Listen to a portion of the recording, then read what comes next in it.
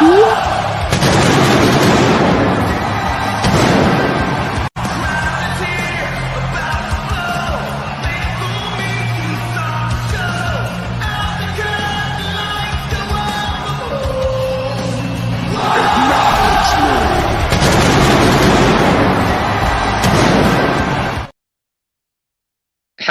everyone, and welcome to Kick It to Scoops. I'm your host, Cooper Gretsch, the sole admin of AFL information, trade rumours, and results. It's going to be a loaded show for you guys and girls today. We have got some of the biggest segments in history. We've got the world-famous segment, Scoops Goes Bang. And what am I going to be banging on about? I'm going to be banging on about the ridiculous umpiring in the Bulldogs-Crows matches and players faking for free kicks and why they should be fined/suspended. I've had enough of players diving and acting for free kicks and staging. It's something we're going to get to in a second.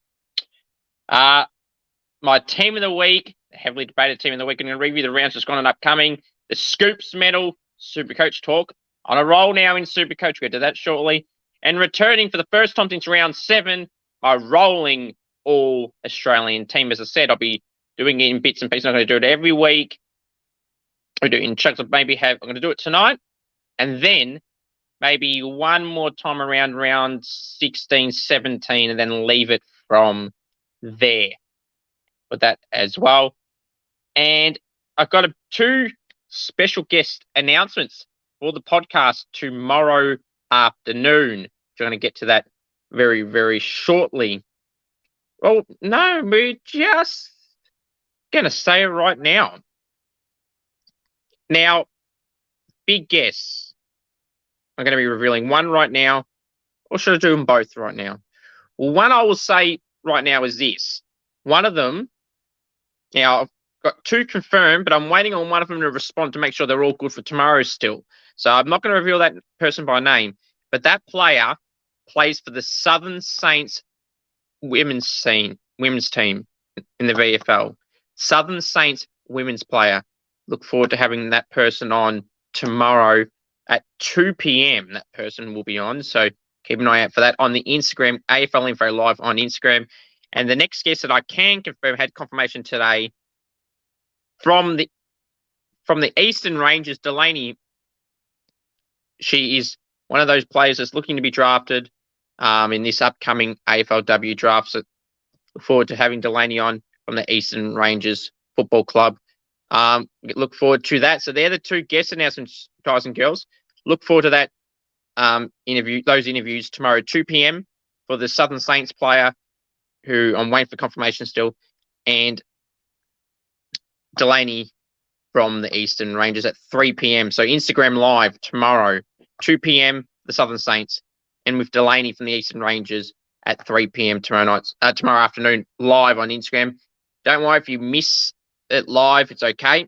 I'll have the replay right here on the YouTube channel, AFL Information, Trade Rumors and Results. It goes to, speaking of all that now, first off, we'll start off with this also. You want me on Cameo, head to cameo.com/Cooper G. Want me to roast a friend, wish someone happy birthday, anything at all, cameo.com/Cooper G.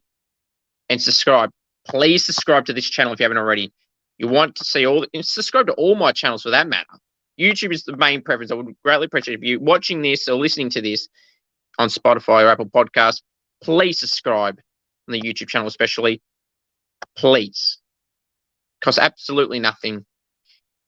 2,162 subs on right now. So I really appreciate every single one of you.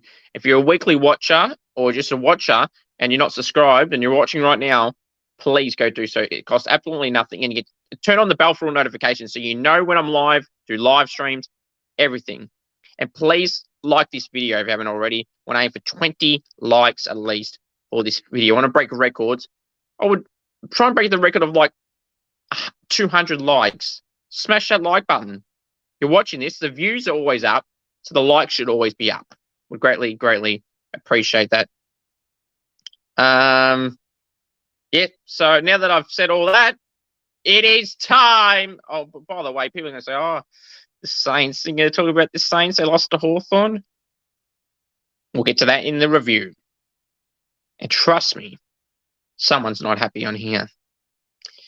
Please welcome the world famous, and oh, it is world famous, Scoops Goes Bang! Oh, boy.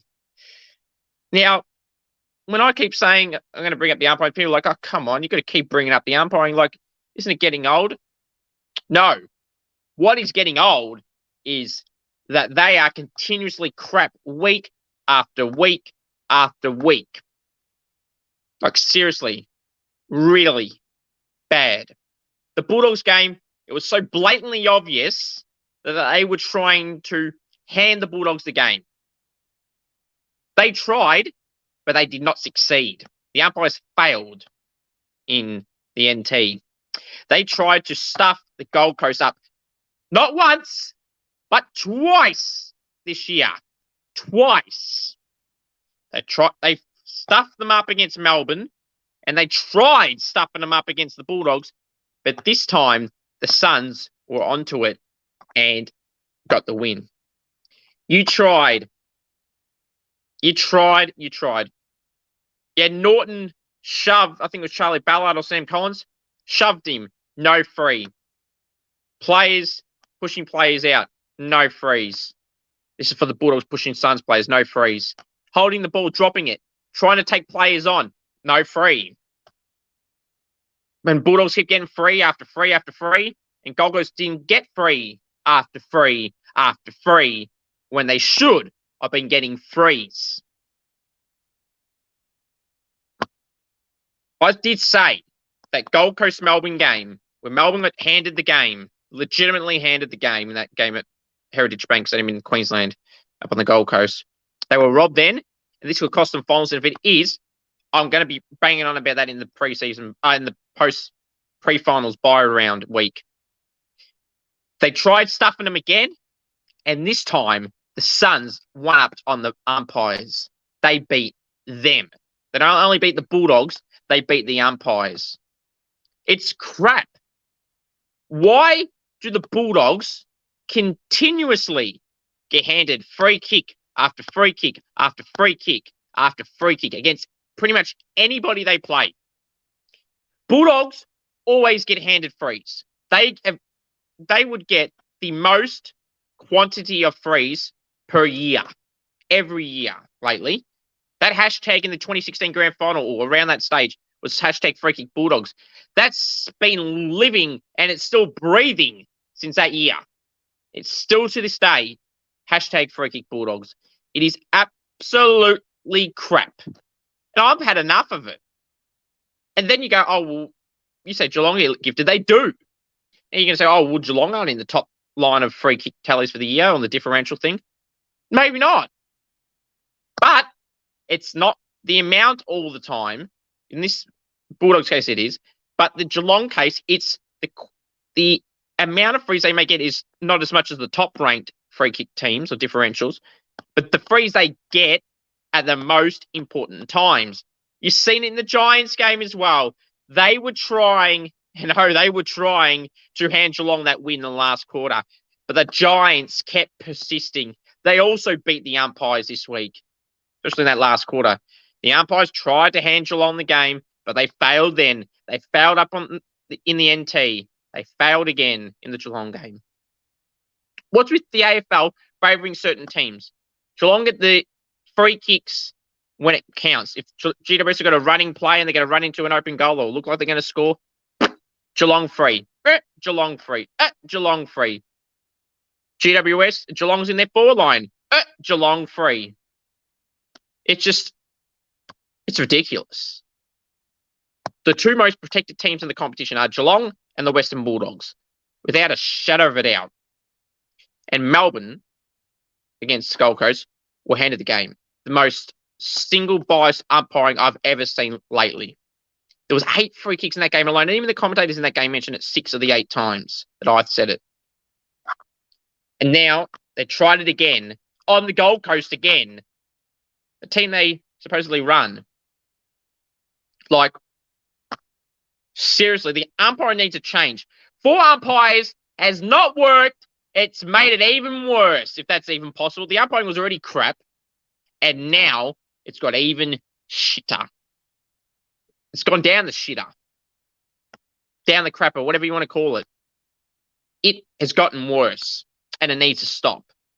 And it ain't going to stop until we, the fans, who pay our hard-earned money for this game, make a stand in terms of repeatedly letting them know, the AFL, that the umpiring is utter garbage. Now, next thing I'm going to mention. I didn't mention one of the Bulldogs examples in the in that umpiring fraternity thing, because this is another thing. Cody Waitman. He was diving. Ben Long, he was on at the time. Ben Long did nothing wrong in that case. Waitman dived, staged, acted, whatever. He got a free, got a shot on goal. Behind play.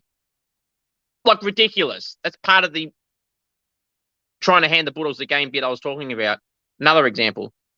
But now, in this particular example I'm talking about, for staging side of things, I feel if you're staging for free kicks, faking frees, diving, etc., you should be at least at minimum heavily fined, not 1,000, 10, 20,000. That'll hurt them more.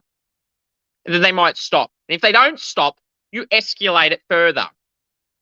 And you suspend them for a week. You stage, no matter your name, you are gone. So Cody Waitman should be gone this week. We know he's not going to be, but he should be. Diving, acting, the whole thing is ridiculous. You want to go do that? Go run them. Go to the movie sets, or go wrestle if you want to act, Cody, because that's where you're heading towards at the moment, mate. Cody's not the only one. Jack Ginnivan does the same thing. There's other players that do it as well. Like, if you're going to act and stage for free kicks, you deserve to be fined heavily, 10,000 plus, or suspended for a week. It's just embarrassing. And the stupid umpiring fall for this most of the time. If you're going to give it to Jack Ginnivan, I mean, if you're going to give it to Cody Waitman for free kicks on that Ben Long example, then why aren't you giving it to Ginnivan? Like, where's your inconsistencies is pathetic. Another example of pathetic. You can't pay some for ducking and then not pay the others for ducking. So, Waitman example of Ben Long on the weekend. That wasn't a free, but you gave it. So when Ginnivan does it or anyone else does it, you've got to pay it for them. But you don't, because you don't know what consistency means. The only thing you know about being consistent is being consistently shit. And players that act, dive, stage, whatever, should be given a heavy fine, 10,000 plus or a week. Plain and simple. That might stop it. At least minimize the amount of times it happens. So it's always been an annoying thing, but now it's starting to really annoy me now. And because the umpires are stupid to give them free kicks for it. Lift your game. Pathetic. Hope you guys enjoyed that edition of the world famous segment, Scoops Goes Bang. All right, now it's time to go through my heavily debated team of the week. Drum roll, please.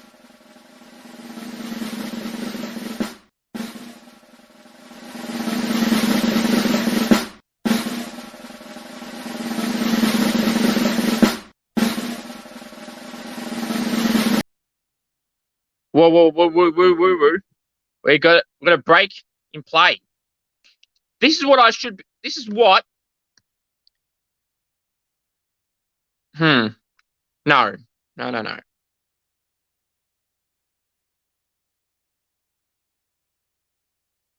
This is what the AFL should be. Yeah! What? That's what they should be. They should be fired. They should be given the boot, as some would say. They really need to change. The four's not working. Get rid of it, Andrew Dillon. You're going to be the new CEO starting from next year. Get rid of it. 4 umpires is crap. Go back to 3. And they should have a punishment system. They have they should be examining their umpires and go, you missed that free, you missed that free, you missed that free. If you have up to 5, give them the boot for the week after. Gone. Dropped. Don't care if you're Razor Ray or you're the newest umpire out there. Gone. Out. Dropped. Omitted. And don't give me the amount of umpires there is. Bad luck. Don't stuff up. Don't get dropped. Plain and simple. Don't make mistakes. You don't get dropped. Make mistakes. You're out of here. And as you just heard, you're fired. What? Yep. Plain and simple. The umpires should be fired if they're going to continuously be terrible. Right. Now, let's go back to my round 11 AFL team of the week. From the back line, the pockets, Charlie Ballard and Jake Lloyd. Fullback, Noah Bolter. Half back line, the flankers, Nick Blakey and Jaden Hunt. Centre half back, James Sicily. Wingman, Lockie Whitfield and Zach Butters. Centreman, Matty Rao. Half forward line, the flankers, Toby Green and Brent Daniel and Tim Taranto. Centre half forward, Jack Lacocious. Forward pockets, Brent Daniels and Charlie Cameron. Full forward, all hail the king, Max King. Ruckman, Jared Witts. Rovers, Jordan DeGoey and Liam Duggan. Interchange, Nick Larkey, Kieran Briggs, Mason Redman and Jai Newcomb. Sub, Jackson McRae. Emergencies, Oscar Allen, Rory Laird, Noah Anderson and Tom Stewart. Now, reasons for these. Ballard had another good game. A lot of intercept marks and possessions and deserved a spot in the team. Noah Bolter, same, a lot of 1%ers and intercept possessions, so deserves a spot in the team. Jake Lloyd, 34 disposals, good efficiency, having a good patch of form again now is Jake Lloyd. He's always been a good player. This year, he didn't start off the best, a bit of last year, but in the last 3 to 4 weeks, he's stepped up his game. Nick Blakey was the big reason why they won that game in the end against Carlton. The last quarter, he was dominant. I think it was like 7 intercept marks. I mean, he just had to be in there from that alone. Jaden Hunt, 34 disposals, high efficiency in the 80s. Had to deserve a spot there. And he can play wing if you need. Centre half back, James Sicily. Against my Saints, 43 disposals, like 16 marks, a lot of 1%ers, intercept possessions. Sis was too good and had to be in the team. Wingman, Lockie Whitfield, 31 disposals. Good impact on the game, deserved a spot. Matty Rao kicked a goal, 28 disposals, an important goal too late in the game. I think it was 17 tackles or something. Matt Rao had it. He's just on fire. I've got to have a look actually, because Matty Rao is in form that you would not, imagine. He had 7 tackles, but there was a stat he had 23. That's it. That's what it was. 16 clearances, 17 contested possessions. Matty Rao is in the form of his career now. When he got 3-3-3 when he started his career in the Brownlow votes, like Aaron Hall did, he's performing just as better now. Contested possessions, clearances, the whole lot. Kicking the goals now, time to time. Matty Rao is on fire, like Eddie Maguire. Butters kicked a goal in 32 to get in as well. Toby Green, pretty much best on ground for the Giants. 4 goals, 19 disposals in game 200. Well done, Toby Green. Jack Lacocious kicked 5, deserves a spot, obviously. Tim Taranto kicked 4 with 34 disposals. Kane Corns will be upset with that performance on Tim Taranto. Forward pockets, Brenton Daniels kicked 3, 19 disposals, deserved a spot. It was a key part in their wing. It's crucial in the last half in particular. Max King kicked 4 goals with 10 disposals. 2 goals in 2 minutes in 2 separate occasions in the second and third quarter. Deserved a spot in the team. The Saints weren't great, but he was. Charlie Cameron popped up for 4, deserved a spot in the team. The ruckman, Jared Witts, how good is he? 15 disposals, like 51 hit-outs. Dominated Tim English to deserve a spot on the team. Jordan De Goey kicked a goal on 34. Duggan, 34. Both decent efficiency as well, had to be in. Nick Larkey kicked 5. 5 of those goals were in the second half, but it's too hard to ignore. And there's no other key forwards I could have put in, so Nick Larkey gets in. Considering Lukosius is a medium size, so to add a bit of height, so Nick Larkey gets in there. Kieran Briggs, a second ruck option with Witts. Destroyed John Segler in the Giants game. There's a spot. Redmond had like 31 disposals, deserves a spot. Kieran Briggs, by the way, had like 30 hit-outs and 20 disposals and a goal, so deserves a spot on the team. Redmond, 31 disposals. John Newcomb, 31 disposals as well, and got some good amount of, I think got 8 clearances as well, and about 600 metres gains to deserve a spot on the team. And Jack McRae, 33 disposals at 80%. He was probably very stiff actually to not get in. I could have taken the second ruck out or Larkey, but I've gone with those positional players ahead of McRae or even Redmond. And Laird was so close. He was the next choice in the team. Allen was the next key forward. Anson was the second choice mid, next choice mid. And Tom Stewart was the next defender, or one of next defenders picked. What do you guys think of my team of the week? Comment down below. We're now going to review the round 11 games. What a round of upsets. It was the round of upsets this week, or this round 11. It was a round for many teams that were part of the upsets that on the losing sides to set and forget. It included the Saints losing to the Hawks. That's where it kick-started. Then it was the Dockers beating the Demons. Then it was the Giants beating Geelong. And then to some degree, it was the Suns beating the Bulldogs. And then it was the Crows beating the Lions. And you can say, oh, that's not an upset. They're at home. Yeah, but Brisbane are Brisbane. They're very good. So it's an upset in a way. It was the round of upsets. So what can you say? We'll start, and the Swans over the Blues as well. We'll get to that right now. The Swans got the win over the Blues. Actually, before I do that, I want to mention this comment that Kane Corn said on the afl.com.au show, the round so far. Kane Corn said this about Nick Blakey and his impact. He's an absolute weapon. He's one of the more unique players in the game. Fair enough. But then this. I don't know what he's paid, but it's not enough. He's a $900,000 player. Kane. Someone I respected. He's gone down in the crapper lately with his opinions. Opinions are only opinions. We get that. He can have them.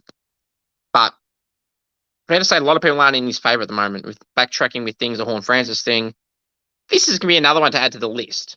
Kane, what the hell are you on about? Nick Blakey, fine player. 900,000?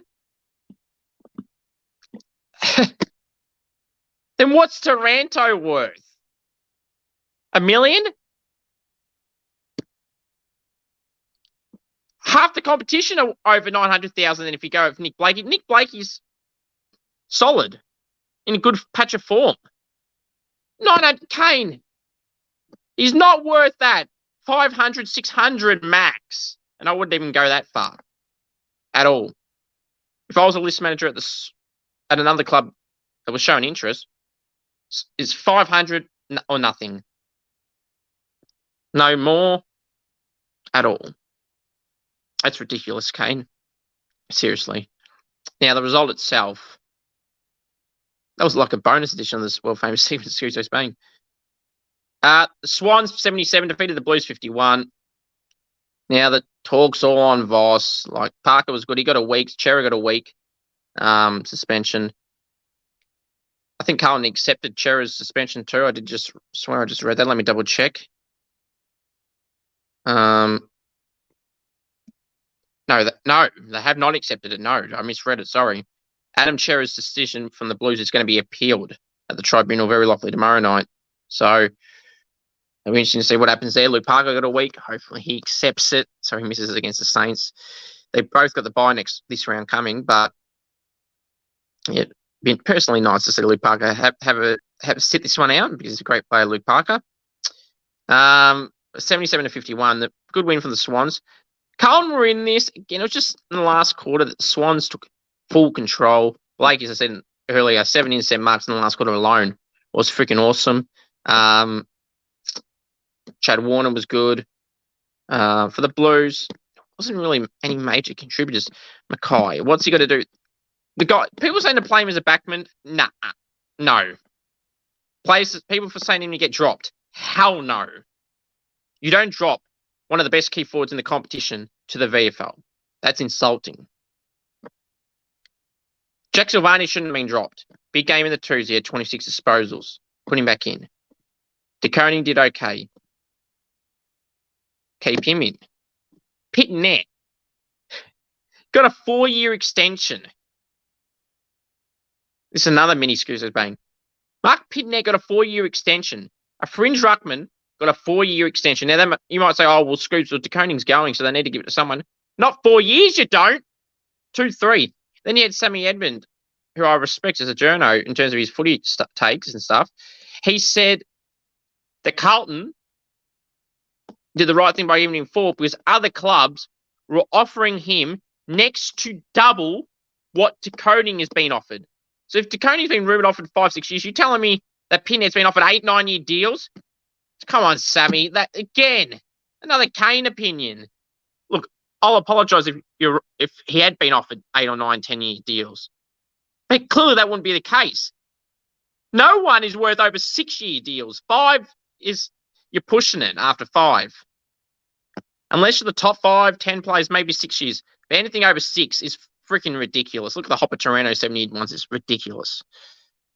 But next to double what DeConing's been offered, so he's telling me 8, 9 years. Ooh, that is true. That is laughable. That really is. They need to drop Pitnet, play DeConing as the ruckman, play Silvani in place of Pitnet into the 4 line. Curnow, Mackay, Silvani forwards. DeConing to be the ruckman if he must. And bring Paddy Dow in. Hewitt probably won't play, and Newman won't play, and Matt Kennedy might not play. He had the jacket on start of the last week, then they had about 4 people go off, and he ended up going back on. So I don't think he's going to play this week for Carlton. I would think he needs to go out of the team. Those guys. I'm just... Oh, yeah, that's right. They got Melbourne. So now, Paddy Dow, we know he's going to leave. St Kilda red hot into him, like they have with Tom DeConing. Sauce, the ex-list manager of the Blues, is onto him at the Saints. And you get Paddy Dow next for nothing. Paddy Dow, we know his papers are stamped. But if he doesn't get a game with Hewitt probably missing, Kennedy probably missing, Cripps, we don't know if his ankle, then he's never getting a game. He can keep getting 40 possessions in the VFL, 30, averaging 31. If he doesn't get a game, he might as well go, goodbye, right now. Right now. Like, seriously. He's serviceable. He's solid. He's got a little bit more pace on him than the midfielders you got in there, than Chera, than Cripps and Walsh. Give him a go. You've got to change something, Vossi. Put him in. You started putting DeConing back in. Now put Dow in. Give him a go. If he fails, he fails. But you're not going to know that until you give him a go. People saying, oh, he's only a good VFL player. How can you say that if he's not given a chance to prove himself this year? He's in the best form of his career right now in the twos. So give him a chance to prove it in the AFL. And if he fails, then you can drop him again. But don't give him 1 game. Give him about 3 and give him a final test run. See how he goes then. Then you can drop him if he goes bad. But you can't not give him a game when that midfield is slow and performing crap. Give him a chance, Carlton. Now, the game itself, as I said, Cripps ankle injury, Newman off, Hewitt off, and Kennedy off probably. So there are a bit of concerns then at Carlton with injury-wise. I'm not panicking for Carlton yet. Vossi just needs to change a few things up. Ollie Hollands will probably miss with a shoulder injury as well. That's another one. So they need to change it up. I did say a while ago, not too long ago, Ollie Hollands should play midfield in the centre. Bit of speed he has. He's been playing off the wing, doing all right. They could do that if he's not out this week, the shoulder injury. So got to mix something up. Mix up the pace of that midfield. It's too slow. and poor efficiency users in there as well. Get something in there that can actually kick the ball. Try Blake Acres in there. He's not the best kick, but he's got a bit of speed about him and explosiveness in him. Cripps has that, but he's not really showing it at the moment. Chera is the same type of mid as Cripps. Walsh isn't in great form. He's getting the numbers. He's doing serviceable, but nothing amazing and nothing outstanding where you're going, yep, votes for him. Team of the week for him. He's not really doing that. He's getting around 30, not doing much with it. But yeah, that's how the game panned out for the Blues, unfortunately, for the Swans. Now, the Hawks and the Saints. The Hawks snatched it late. Now, Hawthorn, 88, defeated my Saints, 78. Hawthorn by 10 points. I'm not panicking at all. We're 7-4. You take that any day of the week. You do. You take it any day of the week. Now, the three of our losses have been 10 points or less. Hawthorn by 10, Pies by 6, and the Power by 7, or other way around, whatever. 10, 7, and 6. Just in the one blowout to the Crows, which wasn't good at all. Now, you could say the North Melbourne win wasn't a great win. No, it wasn't. But it was a win's a win, as they say. You take it and leave it, like I said at the time. Now, this Hawthorn one, I have to bring it up. Sorry, here you go. You had a moment in the game when it was like 19 points, and he fumbled it. You know, one of those plays where you try and run into goal before you mark it and start running forward? He did that, fumbled it, and then they went the other way. And that turned out to be the game. It was like 19, 20 points at the time. Higo dropped it. And then look what happened in the end. Had he done that, it would have been 25, 26 points up all over Red Rover. Definitely. Sorry, Higo, but that was a key killer in the game in the end.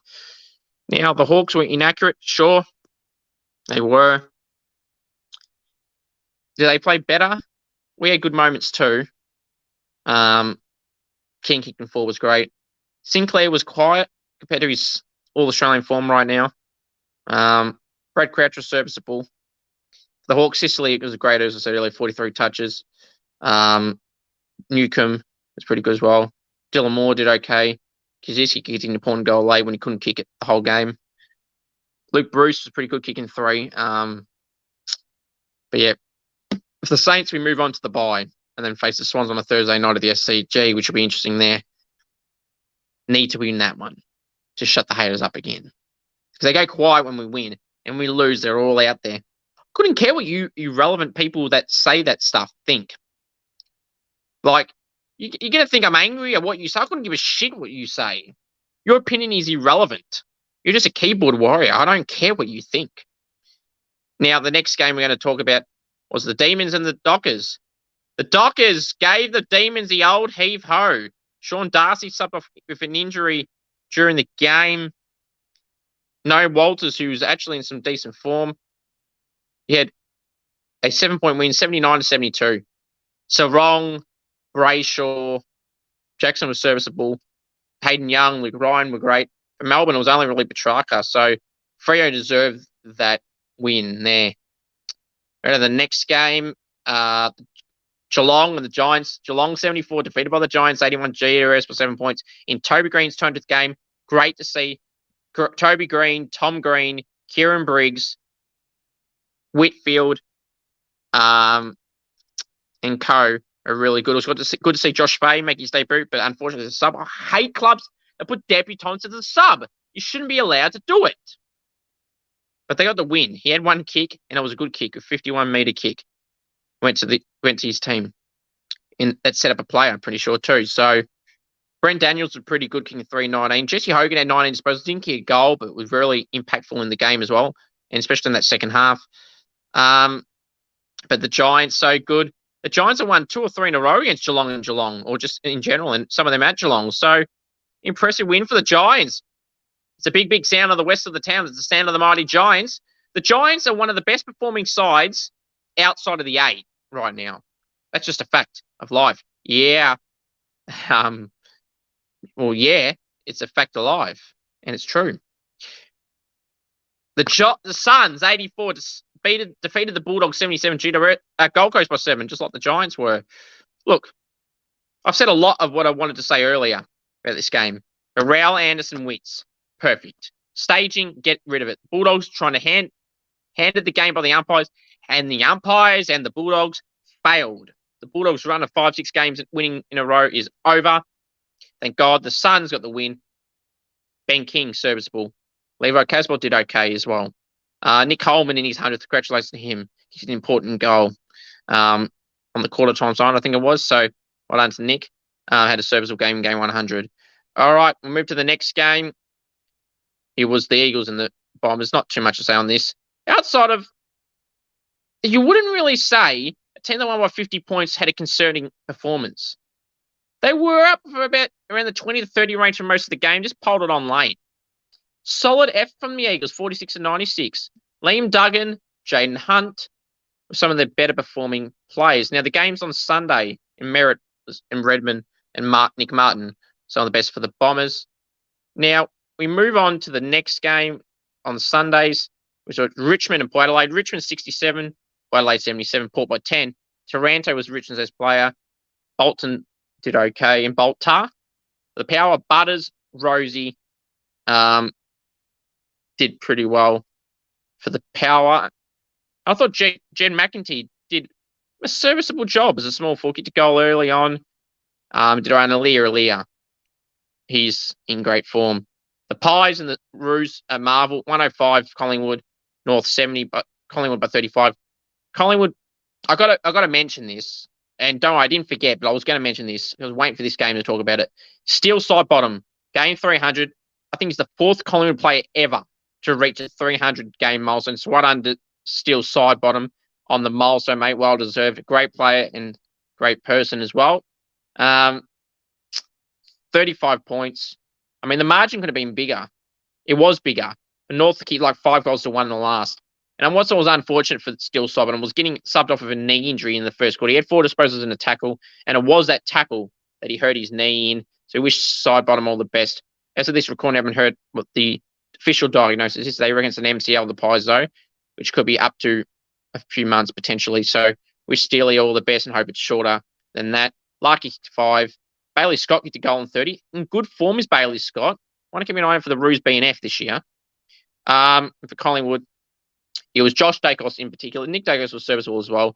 Jordan DeGoey was very good. But yeah, that's the Pies. Another win. They're on top 10 and 1 on fire. The Lions and the Crows. The Crows 95 defeated the Lions 78. Adelaide by 17. Great win by the Crows. The Brisbane Lions never said die. They got the never say die attitude. Dunkley, Neal, some of the better players for the Lions, and Zach Bailey for the Crows. It was Laird and Dawson. Josh Rochelle kicked a great goal. Charlie Cameron kicked a great goal for the Lions. Kicked 4 as well. It was good. But it was the Rochelle show with the goal on the boundary. For me, that was the key part in the game. Late in that third quarter, they were up by like 5 points at Crows heading into third quarter, like a minute left, and they got 2 late goals. Chris Fagan was ropeable, and so he should be. Bit of a tin-ass goal with Rochelle's, but the other one, they weren't happy with how they let the Crows get it out and get those late goals. That's probably what cost the Lions the game. And it's just that last minute or two in the third quarter that stuffed the Lions up on field, but they were still in the last quarter. To their credit, they don't give up. You never discount the Lions like you do with the Pies. So they tried to the end, and the Crows just hang on. But good win for the Crows. But people that keep saying they're guaranteed in the A and they're a premiership contender, give me a break. Premiership contender, my ass. We're a far better chance of being a premiership contender than Adelaide are. Just give me a break. They might not even make the A. They got to show performances away from home that they're going well. Because just watch that Bulldogs game in Ballarat. They were shocking. Without Tex, yes, and Tom Duday and plays like that, still not good enough. So there they go. Now, that's reviewing the round 11 games. Now, we're going to move on. Actually, I've gone a long time today. There's a lot of things we had to talk about. Now it's time to go through the Scoops medal. And I reenact it like the great Gillan McLaughlin. Round 11, Sydney v Carlton. Sydney J. Lloyd, 1 vote. Sydney and Blakey, 2 votes. Sydney C. Warner, 3 votes. I'll just remind everyone, it is Chad Warner, as Corey was the sub, so Chad Warner. St Kilda v Hawthorn. St Kilda M. King, 1 vote. Hawthorn J. Newcomb, 2 votes. Hawthorn J.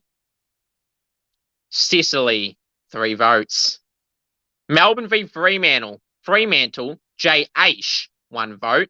Fremantle C. Sarong, 2 votes. Fremantle A. Brayshaw, 3 votes. Geelong v GWS. GWS K. Briggs, 1 vote. GWS B. Daniels, 2 votes. GWS Toby Green, 3 votes. Gold Coast v Western Bulldogs. Gold Coast N. Anderson, 1 vote. Gold Coast J. Witts, 2 votes. Gold Coast M. Rao, 3 votes.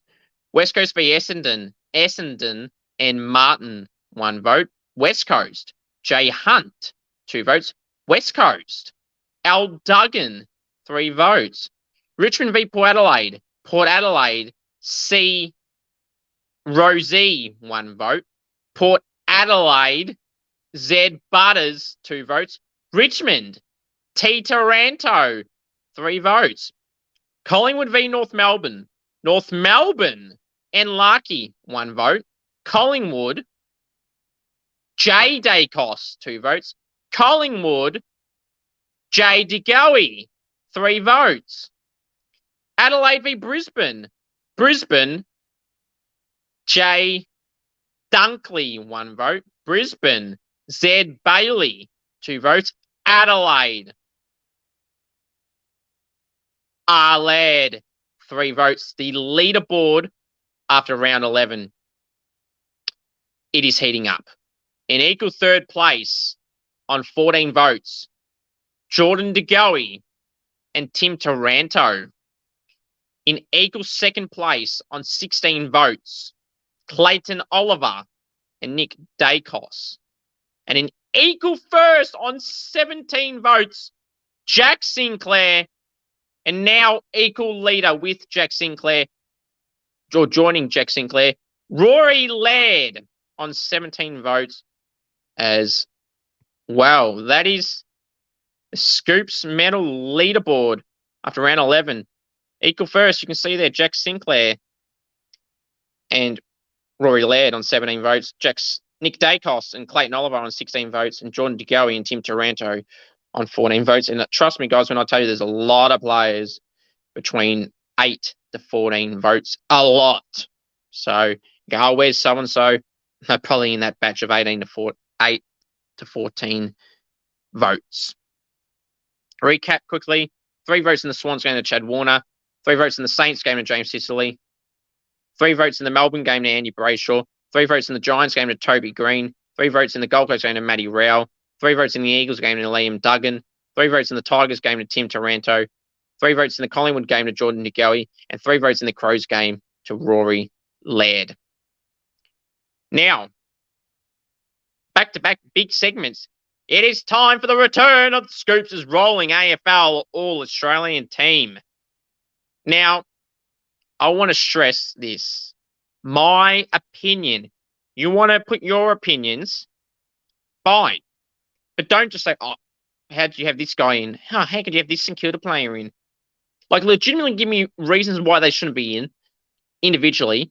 Give me reasons why someone that should replace him. Don't just say, oh, this guy shouldn't be in or this guy should be in. Say who for and why. Plain and simple.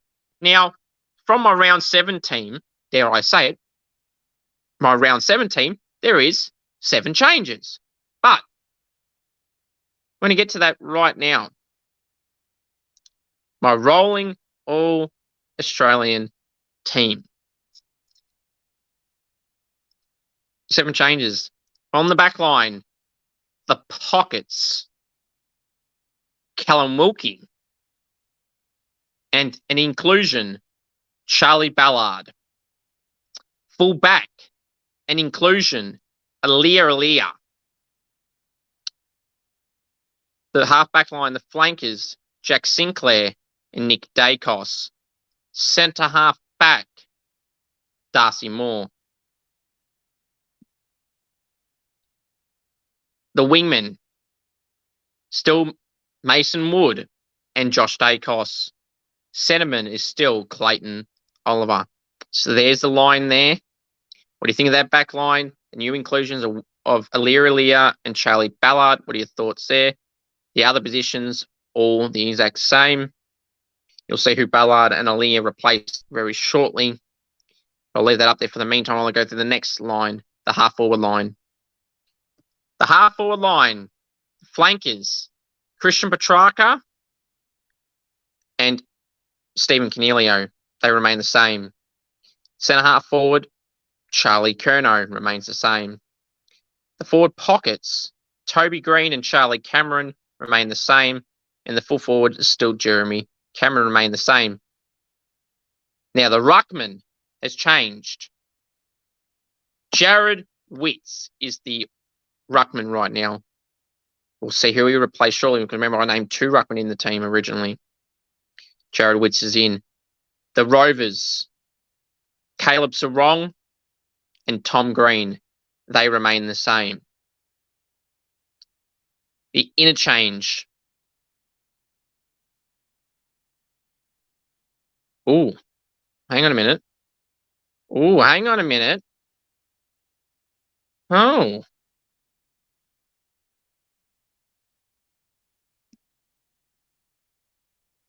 Oh, hang on a minute. Oh, I've made a boo-boo. I had someone's name in the team twice. Oh, isn't that a bit anticlimactic, as they say? Okay. Where are we? No, that guy was already in, so I can't say he's in. I did not even realize what I did there. Oh, well, let me change it. So you're not going to know what I did because I'm not going to add who I put in twice. Now, that was the Rovers. The interchange. All 4 are new inclusions. Rory Laird. Fantastic. James Sicily. 2 of the new inclusions. The 3rd new inclusion, Matty Rowell. And the 4th and final inclusion from the interchange line, Zach Butters. That's there. You can see it there. The forward lines stayed the same. The ruckman changed, which means, what are the ins and outs, Scoops? In, Charlie Ballard, Aaliyah, James Sicily, Rory Laird, Jared Witts, Matty Rowell, and Zach Butters. Who went out then? Out went Sam Collins, Brad Crouch, Luke Ryan, Darcy Parish, Harry Sheasel, Rowan Marshall, and Tim English. So the 2 ruckmen went out for 1 ruckman. So Witts went in with an extra other player of another position. I mean, what do you guys think of my rolling All-Australian team? They're the new inclusions from round 7 to now. In Charlie Ballard, Aaliyah, James Sicily, Rory Laird, Jared Witts, Matty Rowell, and Zach Butters. Out, Collins, Crouch, Ryan, Parish, Sheasel, Rowan Marshall, and Tim English, and Brad Crouch was the Crouch. Yeah, what do you guys think? I'm going to show you again. Ballard and Leah essentially replaced Ballard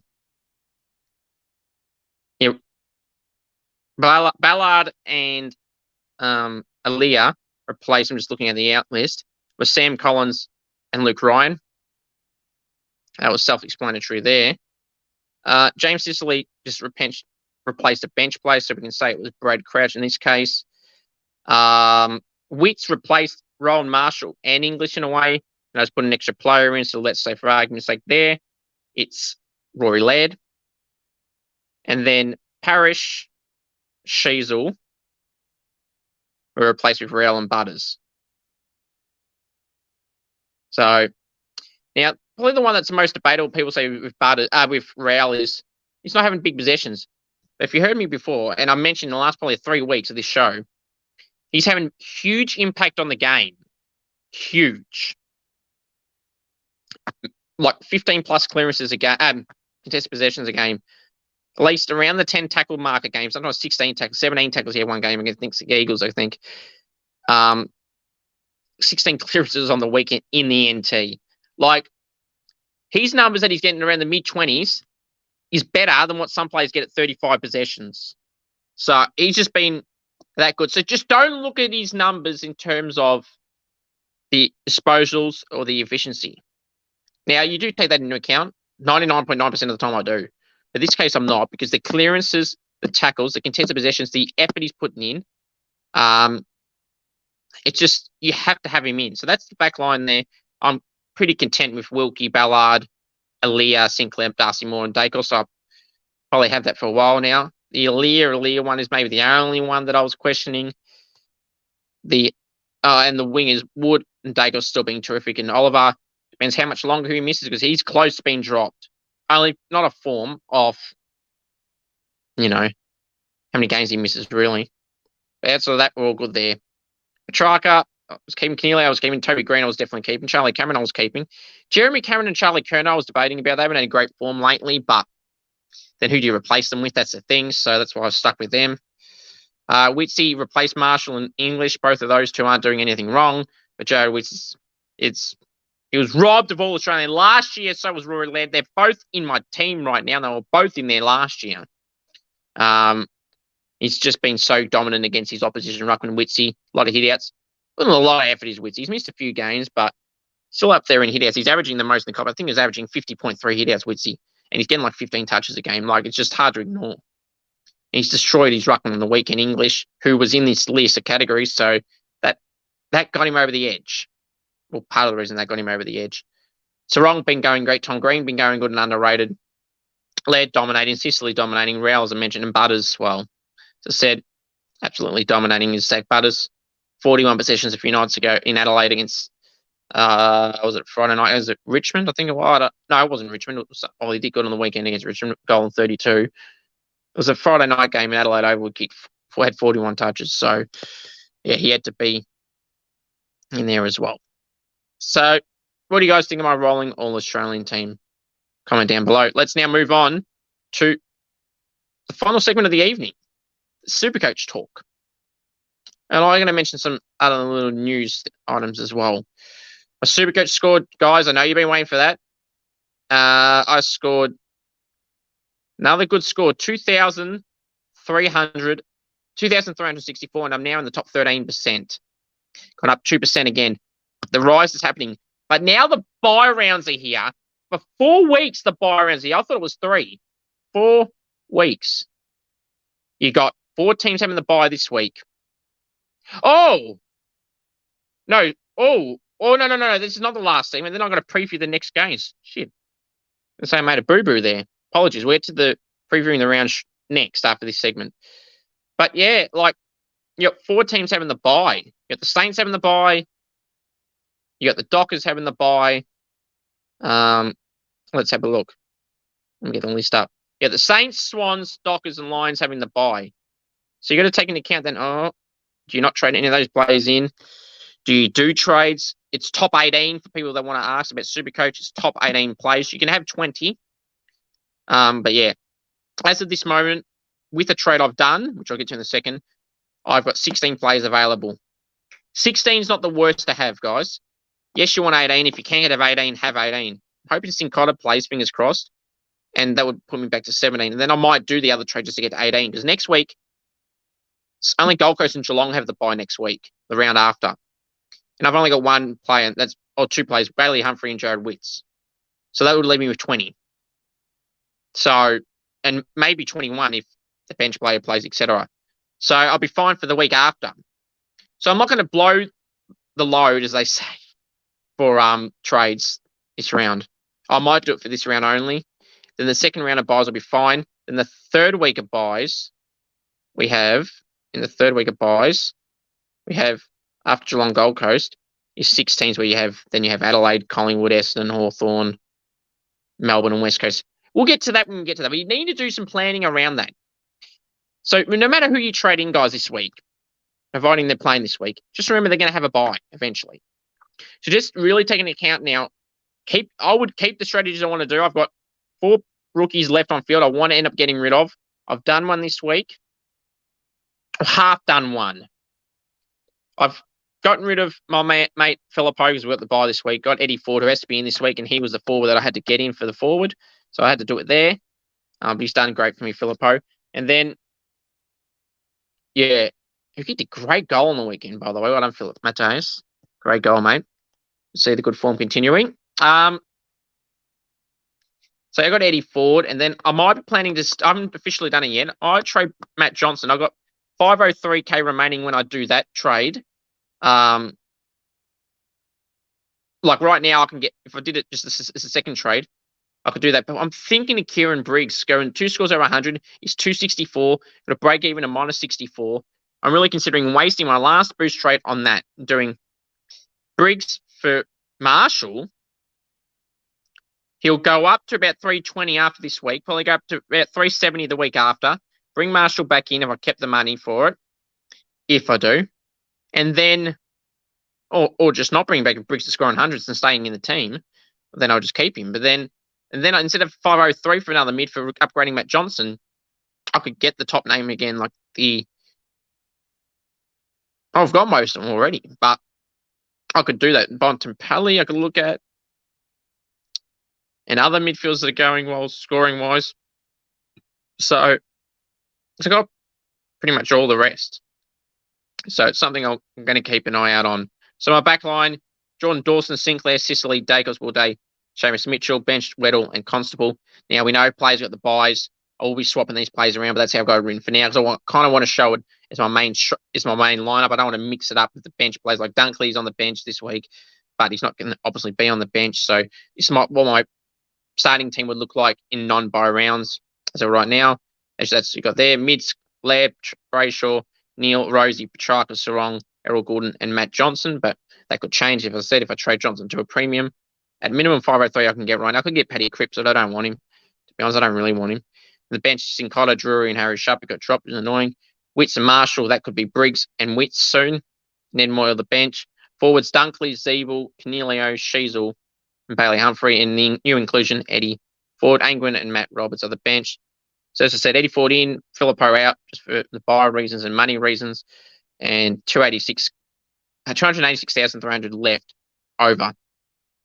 So yeah, that's what I've just said is what I'm planning on doing. I bring in Kieran Briggs, then upgrade Matt Johnson to a premium and use my last boost trade, I think. Oh, no, I don't need to use the boost trade, because you get 3 in the buy rounds. The 4th trade would count as a boost trade, so I wouldn't even have to waste a boost. That is a boost for me, if you pardon the pun. Good. Just thought of that then. I would have noticed it when I done it, but just then I thought, oh yeah. So even better, you get 3 trades without the boost in the 4 weeks of the buy rounds too. That's another thing. Any Supercoach advice, AFL Info Live on Instagram or Facebook, AFL Information, trade rumors and results, or comment down below. I am checking the live chat. So if there's any donations, thank you all. You can drop a sub. That is free. Costs absolutely nothing. You want to become a member, anything at all. Really greatly appreciate it. And smash that like button if you haven't already, gents. Now, we're going to go on to previewing the round 12 games. As I said, 4 teams have the bye: the Saints, the Lions, the Dockers, and the Swans. Let's go through the game. Starts on Friday night at the MCG. It's 7:50 Victorian time at the MCG, as I said. Melbourne v Carlton. Melbourne are going to win and going to do a number on Carlton. But hopefully for us, Carlton can get the win, because we're on the same points as Melbourne. Actually, both slipped at top 4 chance. Well, we did. So did they, but they remain 4th on percentage. On Saturday, 1:45 at the Adelaide Oval, it's the Power hosting the Hawks. The Power are going to win easy. 4:35 on Saturday at Optus Stadium. It's the Eagles hosting the Pies. The Pies will win easily. Saturday night at the Marvel Stadium, it's the Bulldogs hosting Geelong at 7:25. This is probably the game of the round. In terms of, you don't know who to tip. I'm tipping Geelong. No confidence at all. I don't care who loses in this. If one of them loses, I'll be happy. A draw, I don't know if I'll be happy. Might, maybe not.